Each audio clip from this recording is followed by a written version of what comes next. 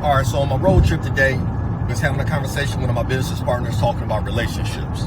And relationships are hard, but they don't have to be hard. But my philosophy on relationships is this, is that a relationship should be looked at the same way you look at a business merger or acquisition. So I was talking to my business partner and I said, all right, think about it this way. If you were considering merging with another company, so I'm Perry Jeffries, the ECFO, I'm a company, and I'm looking to merge with another company, what are some of the things that I would consider before moving forward with a merger? So one, my business partner said, I would look at their core values. I said, man, that's spot on. Core values. What's the company's vision? Does it match my vision? What's their mission statement? Does it match my mission statement? Is it similar to, where are our core values?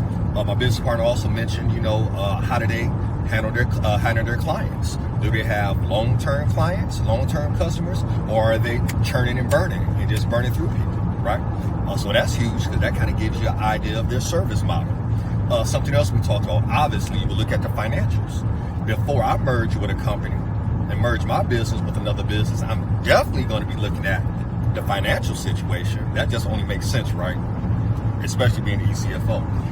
Right? So these are just things that you want to consider before getting into a relationship, because ultimately when you're looking to marry somebody, you're looking at actually a merger of two companies. So those are just some of my thoughts that you may want to consider before getting into a relationship, looking at the culture, looking at the core values, definitely looking at the finances.